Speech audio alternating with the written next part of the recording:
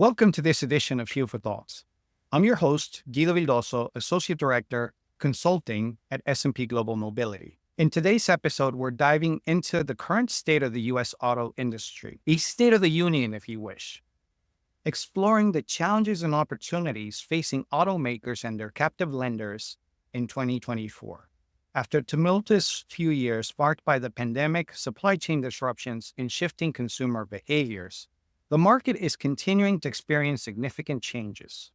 With rising vehicle inventories, affordability concerns, and the evolving landscape of electric vehicles, there's a lot to unpack. Joining us today are the authors of our most recent article, providing valuable insights into these trends. Joining me is Tom Liddy, Associate Director, Industry Analysis and Loyalty Solutions, Michelle Young, Director, National OEM Sales, Matt Trommer, Product Management Associate Director. Welcome to all of you. Let's explore how these factors are shaping the future of automotive financing and what strategies can help stakeholders navigate this dynamic landscape. In order to get started, let me reach out to you, Matt, and ask, when did the inventory expansion begin and how has it fluctuated over the last year? Yeah, sure, absolutely. We've really seen expansion over the past 26 months or so. In the first half of 2022, the available advertised inventory in the U.S. was only around 900,000 vehicles, so it dropped quite dramatically with supply chain issues. Beginning in July 2022, however, inventory has steadily increased. It grew to about 1.5 million units by the end of 2022 and up to 2.4 million at the end of the last year. Now, at the end of August of 2024, we're slightly below 3 million vehicles. That rate of increase, however, has slowed a bit in the past few months. Interesting dynamic can be seen when we look at the development of inventory over the past few model years, with the 2022 model year peaking at around 920,000 vehicles advertised in May of 2022. 2023 model year was 72% higher at almost 1.6 million vehicles. And this past model year, the 2024 model year, peaked at 2.6 million vehicles this April, an increase of 64% versus the 2023 model year. With 2025 model years now rapidly rolling in, the 2024 model year sell down has certainly begun. Impressive change. And from what I recall, there's always a notion that 60 days of inventory is business as usual.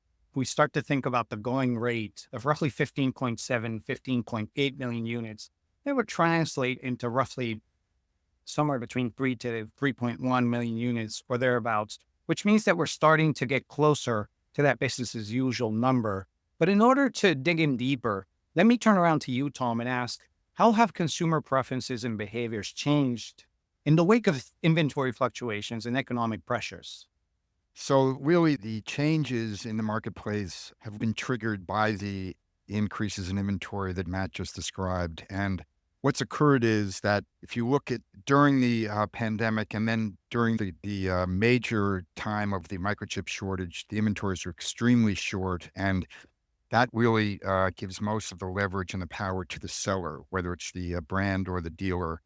And the customer has really little influence. There's so few units that the dealer can pick and choose what he wants to sell to whom. And frankly, the dealer can command a very robust price because, again, there's so few units. So as the inventories began to rise, as Matt just described, we've seen a shift over time of that leverage, whether it's the dealer or the manufacturer, towards the customer. And we've now reached a point, as Matt described, the inventories are up in the 2.93 million range. And so that being triple of what they were during the microchip shortage and the pandemic, we're really seeing the consumer having a lot more leverage. And what does that do? Well, that frankly puts downward pressure on prices. Then the downward pressure on prices necessitates more and more incentives. And so we're seeing the entire market shift, downward pressure on prices, more incentives, and that increase incentives. One of the ways that the dealers and the manufacturers, one of the strategies they use to move units when they have less leverage particularly in the luxury market, is to increase the leasing. And so we're seeing the lease mix rise from a low of the 17% range in 2021. Now it's up in the 25% range across the entire industry. So again, those inventory shifts that Matt described are causing a shift in the entire marketplace in favor of the consumer, and that will continue as we go forward. Thank you, Tom. Let me take a step backwards here and come back towards Matt and taking some of what Tom has just mentioned in regards to this starting to become a buyer's market. What should we be looking out for? Do we know where some of that inventory is still sitting high, and what should consumers be focused on as they head out into dealerships? Despite 2025 model year now pretty rapidly rolling out, OEMs do have some 2023 vehicles still sitting around. If we exclude the heavy trucks and commercial vans, we're still showing around 46,000 2023 model year vehicles. These are really coming from some of the domestic makes. So we see about 60% coming from Dodge, Jeep, and Ford, which are, to be fair, typically introducing new model years somewhat later in the year than some of the other manufacturers. This number is a little bit higher than what we saw in the past couple of years, but it does represent still less than 2% of all advertised inventory. There are a few models, though, that we do see a relatively high level of 2023 still out there. For instance, the Dodge Charger and Challenger have a combined 10,000 vehicles still showing in advertised inventory. That represents a couple of months of sales for those vehicles still. There are other vehicles like the F-150, Grand Cherokee, Ram 1500, Wrangler Bronco still have a couple thousand vehicles as well, but usually have sales that well surpass that rate. There are still, however, some deals to be found, certainly with these 2023 model year remaining inventory, as we do show discount levels for these continue to decrease as they do sell down. Wonderful insight. Let me grab that last point in regards to where some of the bulk is at in talking about the domestic manufacturers and vehicles that have a higher transaction price and turn around towards you, Michelle, and ask you, as we're starting to cope with some of these hurdles, what are the strategies that you see automakers and captive lenders adopting to move vehicle inventory while maintaining profitability? Sure. From an OEM standpoint, we definitely have seen those production mix shifting to lower trims in the last year. So that's definitely taking a toll on profitability for the OEMs.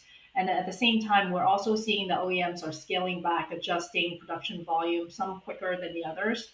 That's why you're still seeing that heightened levels of incentives. So until the OEMs can be more disciplined in managing their pipeline, we can expect that incentives continue to be a focus.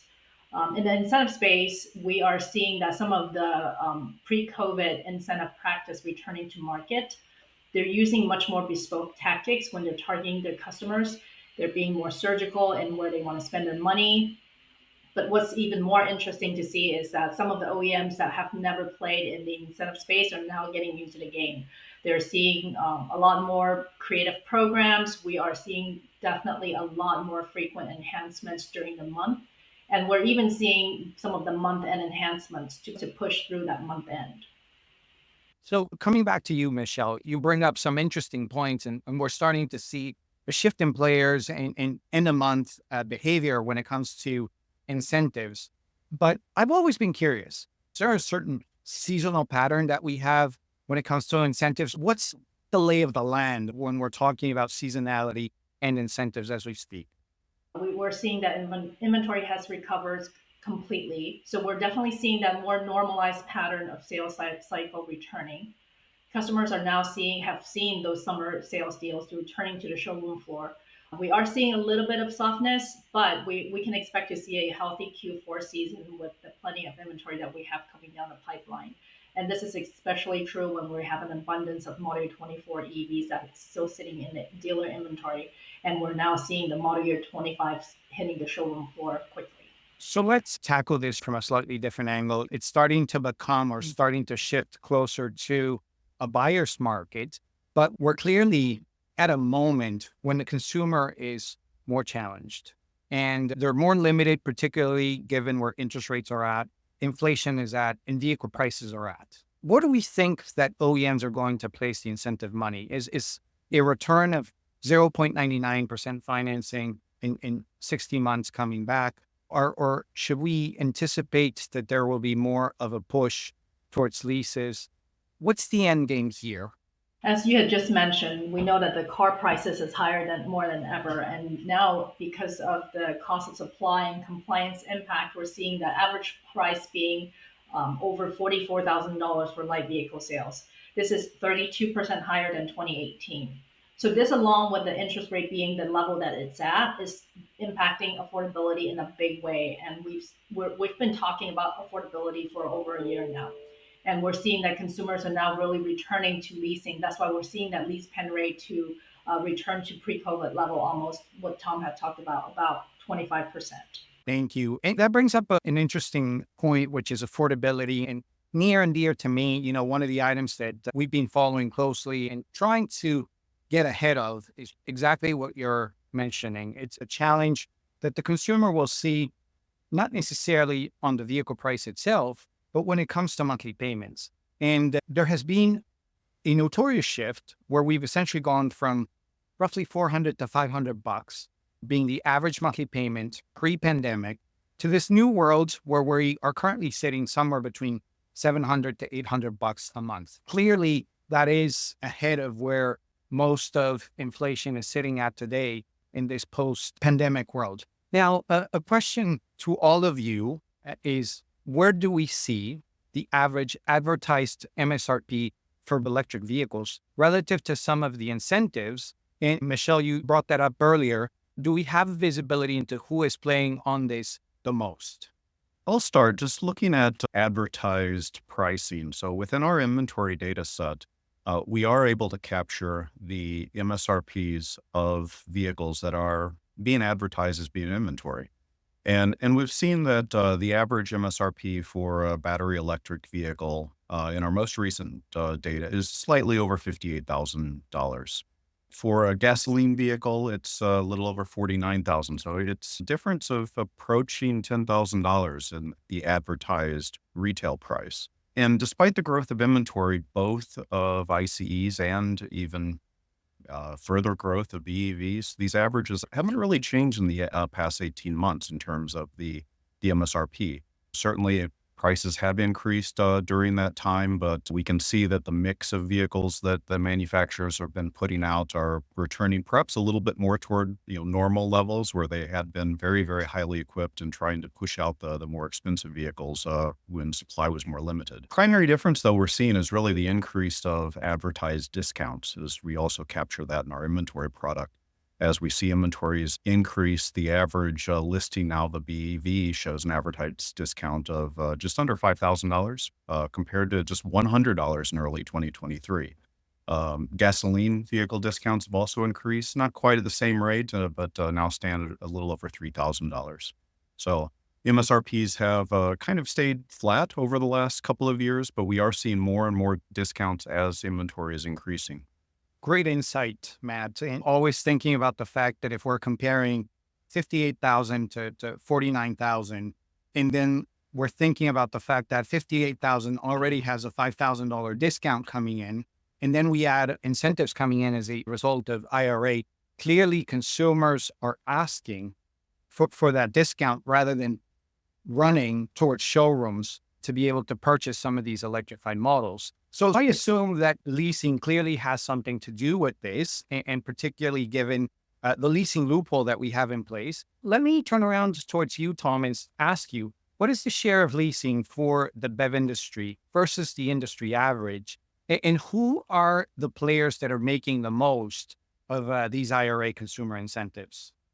So the leasing market for BEVs is really quite remarkable in that, again, to take advantage of that IRA $7,500 tax credit, the manufacturers have moved quickly towards leasing the BEVs. And we see now that the lease mix frankly, for a good number of them is over 80%. And that means that of all the transactions for those units, 80% are leased and the remaining 20% are split between cash and loan. And a few are above 90%. So those are extraordinarily high numbers. So to answer your question directly, we see the lease mix nationally right now across all units is somewhere between 20 and 25%. If you just look at BEVs, it's at least double that, if not over 50%. And also it is moving as we speak, still more in the direction of higher and higher leases. This is not only because of the IRA loophole, but it's because the manufacturers, they have to lower the monthly payment of these EVs. We're seeing now very high relative inventories, and Matt can talk more about this than I can, but a lot of EVs, many of them have a high inventory. So the slow selling rate is caused by these very high monthly payments that result from the high MSRPs that Matt just mentioned. The dealers and the manufacturers have to lower the monthly payments in order to move the units. Again, we're seeing extraordinarily high lease rates, 70, 80, 90% for some of these battery electric vehicles. Great point, Tom. And I would assume that to a certain extent, as some of the captives are looking at this, that they're also probably quantifying that $4,500 discount that is going to come back to the table when they resell that vehicle as a certified vehicle further down the road. So clearly a lot happening as a result of inventories, as you mentioned, and of course, the push towards electrification that some of the luxury OEMs are pursuing. But Guido, could I just add something? absolutely. Okay, I just wanted to add that leasing obviously requires a forecast of the residual 3 years down the road. And I would submit to you that I think the EV market right now is unstable, fluctuating, new models coming in every month. I think it's a rather difficult task to actually forecast such a new phenomenon as EVs. And so it's just my 2 cents. I think there's some risk involved with this leasing in that if the vehicle does come back and it's below the forecasted residual, there's a loss involved. So I think that is part of the equation here that has to be taken into account, is that if you're able to accurately forecast the residual, terrific. But if you're not, I think there's risk involved. That's all. I just wanted to mention that. That's a great point, Tom. And certainly a potential ticking time bomb in regards to what will happen further down the road. You're absolutely right, particularly if we're starting to think about the average listed MSRP on some of these vehicles sitting at close to 60,000. And then, of course, if that residual drops drastically, and I remember the worst of the financial crisis when residuals were dropping as much as 60%, someone's going to take a hit. An incredible point that you're bringing up, and needless to say, I'm sure is keeping some of the executives up at night for different captives at the OEMs. But let me ask you this. It's clear that the auto industry is very much aware of it. But what do you, in your opinion, see OEMs starting to pedal backwards, in particularly where we're starting to see a finicky consumer that is now more cautious in their vehicle purchase?